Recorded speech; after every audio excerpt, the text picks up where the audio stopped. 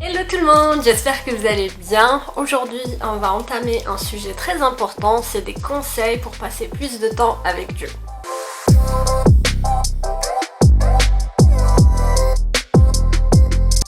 Alors je sais que j'avais fait déjà une vidéo qui parlait de la Bible, je disais, c'était quoi le titre ouais, j'ai pas envie de lire ma Bible, des conseils pour lire la Bible plus facilement.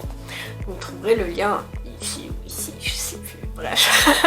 Je sais que ça dépend en fait, on est tous différents les uns des autres, il y en a qui passent plus de temps, d'autres non, mais j'ai vu qu'on avait tous à peu près la même phrase à un moment de notre vie spirituelle, c'était « j'ai pas le temps ». Bon, il y a une catégorie « j'ai pas envie » dont je faisais partie, mais là on va vraiment parler de la catégorie « j'ai pas le temps ». Voire de la catégorie j'ai pas envie, on sait jamais. J'ai changé mes habitudes depuis quelques années maintenant. Je suis passée de rien du tout niveau spirituel à je commence, je débute, je parle un peu, à un truc un peu plus poussé. Mais bon, c'est pas non plus... voilà, je suis pas prophète, je suis pas... Hein, je suis comme tout le monde, j'essaie de passer plus de temps avec mon créateur et de lier une relation avec lui. Voilà. Je vais tout de suite commencer par le premier conseil qui est...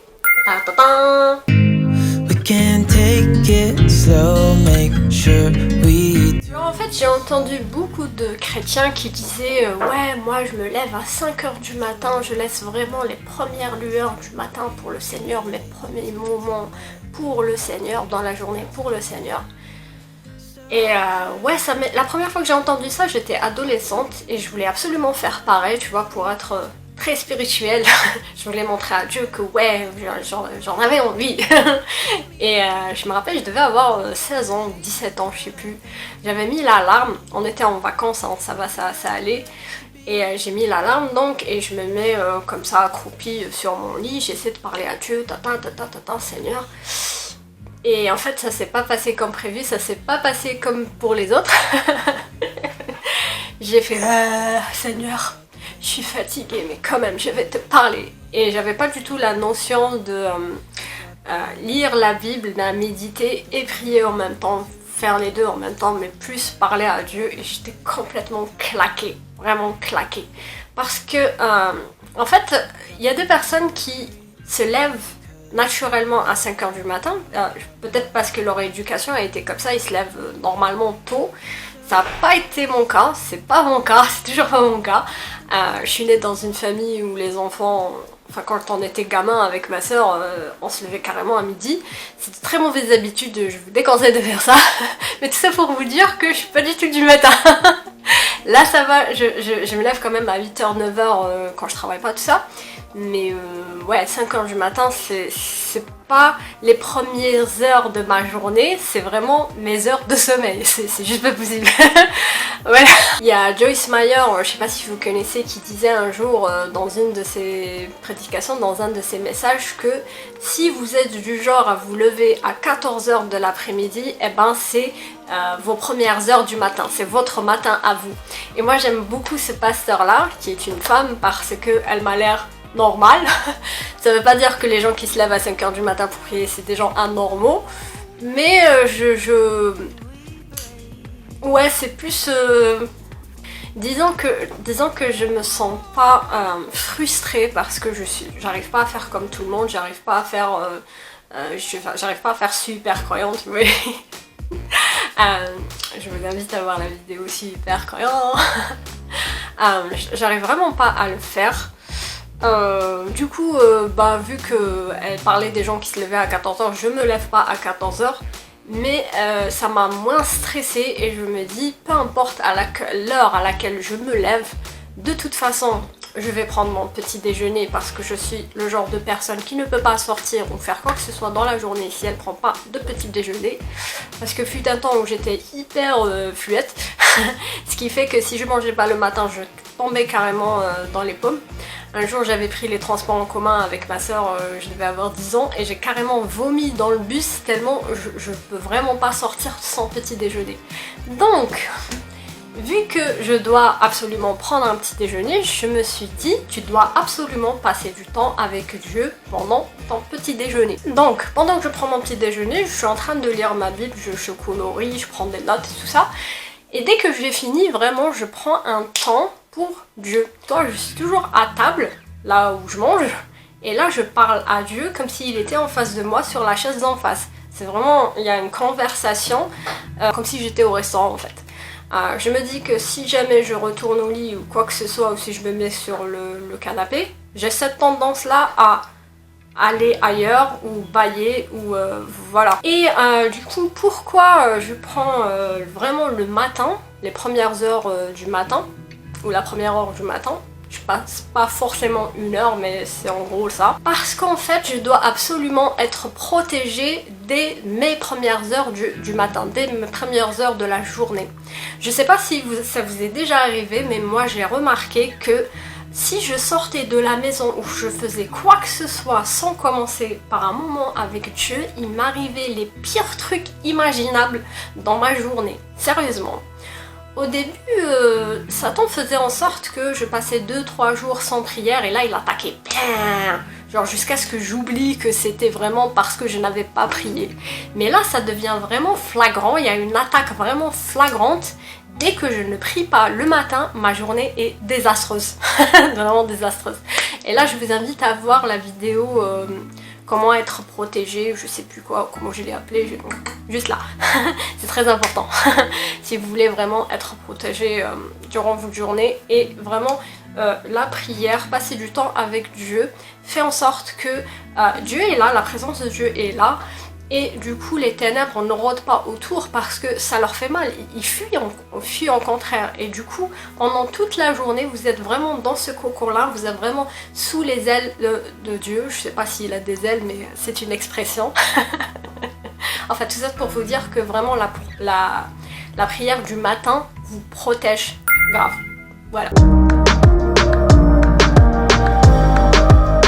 Deuxième conseil donc que je voudrais vous donner, c'est un verset d'ailleurs, prier en tout temps. Alors j'ai l'impression que quand les gens lisent prier en tout temps, je crois que c'est Paul qui dit ça, ben c'est comme moi à l'époque quand je disais ça, je me disais mais qu'est-ce que je vais lui dire moi toute la journée? Je suis pas du genre bavarde, loin de là. Qu'est-ce que je vais bien pouvoir raconter? Mais en fait je pense que c'est pas vraiment ça, c'est pas faire le perroquet toute la journée, genre pendant 10 heures t'arrêtes pas de, par exemple, réciter la prière de notre Père qui est aux cieux. Non, pour moi c'est pas ça, vraiment. Pour moi prier en tout temps, c'est, excusez-moi de l'exemple que je vais donner maintenant, c'est pas que je compare Dieu à ça, mais c'est pour que vous compreniez plus. En fait, je comparerais ça à, c'est comme un enfant qui aurait un ami imaginaire. Je ne compare pas Dieu à un ami imaginaire. Mais comme on ne peut pas vraiment voir Dieu, sauf sous la forme d'une colonne de feu, d'une colonne de nuée, comme dans l'Ancien Testament, ou sous la forme de Jésus, ou la forme d'une colombe quand Jésus avait reçu le Saint-Esprit et tout. En fait, Dieu dit bien à Moïse à un moment donné qu'il ne peut pas le voir parce que celui qui voit Dieu meurt.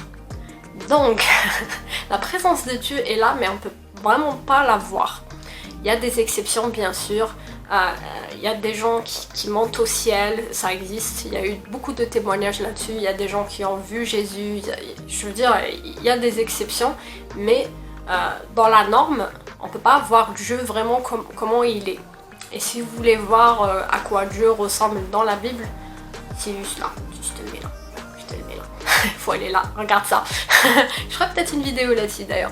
Enfin, tout ça pour vous dire que je compare ça à un enfant qui aurait un ami imaginaire. Et du coup, vous le voyez quand il joue avec ses Lego, et quand il joue à la minette, je sais pas comment on appelle ça,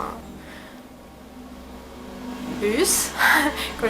Quand elle joue, si une enfant joue aux poupées ou je sais pas quoi, elle a un ami imaginaire et elle lui parle normalement comme si c'était sa pote quoi, comme si c'était sa copine. Ou pour un garçon, comme si c'était son pote. Bref, et du coup, c'est pas un blabla que t'aurais déjà préparé à l'avance, mais c'est un truc où tu es à l'aise, où je parle à Dieu normalement, comme si... Parce qu'il est là en fait, il est vivant.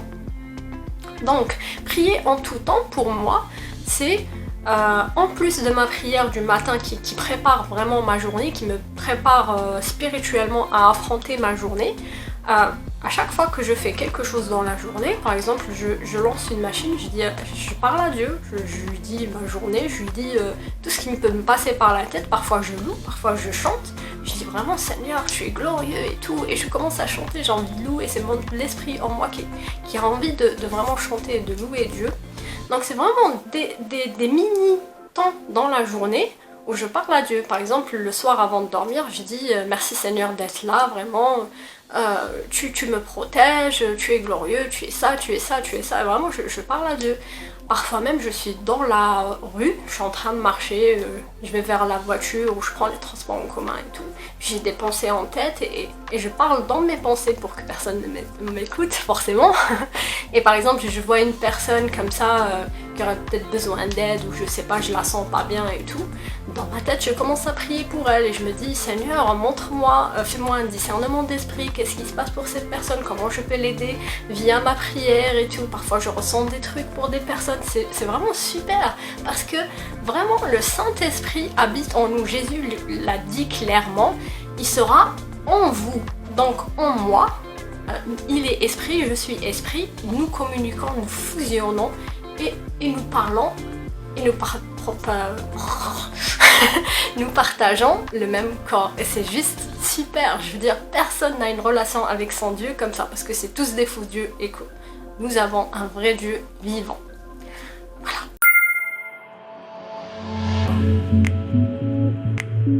Ça a l'air con quand je le dis comme ça parce que c'est quelque chose que tout le monde sait normalement.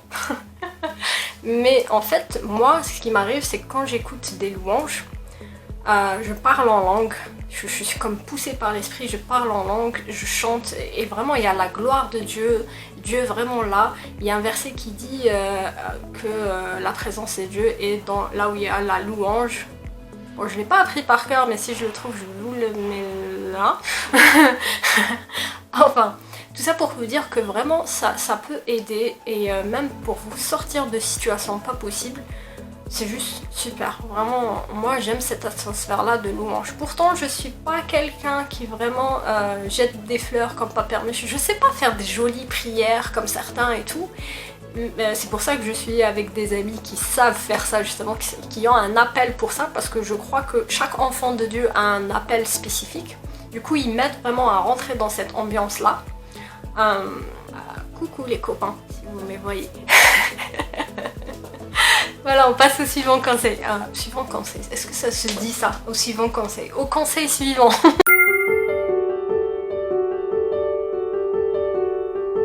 Donc le tout dernier conseil, je l'ai laissé en tout dernier pour qu'on ne me prenne pas pour une folle dingue. Parce que je sais que comme tout le monde ne va pas jusqu'à la fin, je l'ai mis en dernier. Mais vraiment pour moi c'est quelque chose que j'ai à cœur, mais vraiment depuis quelques semaines déjà. Je pratique le Shabbat.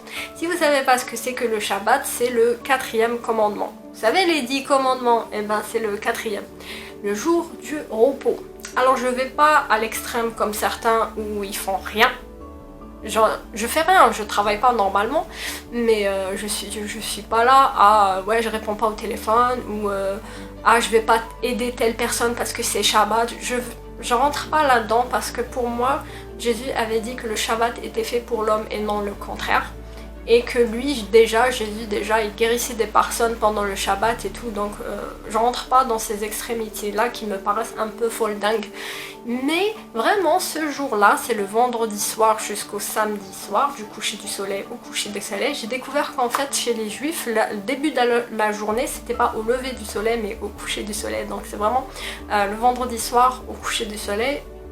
Actuellement, c'est vers 5h de l'après-midi parce que il n'y a pas de soleil. Et Et du coup, non seulement je ne travaille pas, mais je passe vraiment plus de temps avec Dieu. Je fais un repas familial, j'essaie de décorer, je mets la nappe et tout. Ouais, c'est vraiment spécial. Et je mets des bougies pour la première fois de ma vie. Et pourtant, moi, j'aime pas les bougies. Je vous ai raconté une fois que j'ai failli cramer la maison chez mes parents. Et là, je mets vraiment des bougies. Je suis vraiment dans cette atmosphère-là. Et je tiens à un truc. Vraiment un truc, c'est que je n'allume pas la télé, ni je regarde de films, de séries, ni quoi que ce soit le jour de Shabbat. Parce que chacun ses nouveaux idoles modernes, je ferai une vidéo là-dessus. Bus encore. Ouais, des bus un après l'autre. Bref, donc je disais Shabbat, je regarde pas de films, je regarde pas de séries, c'est vraiment le jour consacré à Dieu. Je suis pas le genre à jeûner, je devrais, hein, mais j'arrive vraiment pas. Chacun ses idoles, hein. Parfois vous trouverez quelqu'un qui peut pas arrêter de se nourrir, il arrête pas de manger jusqu'à devenir obèse. Chacun son truc. Moi c'est vraiment les films et les séries. Et j'essaie d'arrêter petit à petit, c'est pas facile. Par exemple, il y a certains, c'est la cigarette ou l'alcool. Voilà, moi c'est l'audiovisuel. Je sais pas si on peut appeler ça comme ça. Moi c'est vraiment la télé, les séries, les films, tout ça. Donc vraiment, je mets un point d'honneur à pas regarder, passer du temps avec Dieu. J'écoute des cantiques et je suis vraiment dans cette atmosphère de repos, le repos que Dieu m'a donné. Et je passe du temps avec Dieu. Bon, c'est fini pour moi, je crois qu'elle a été assez longue, très longue. Je vous dis donc à la prochaine vidéo. Et souriez, vous êtes bénis. Allez, ciao.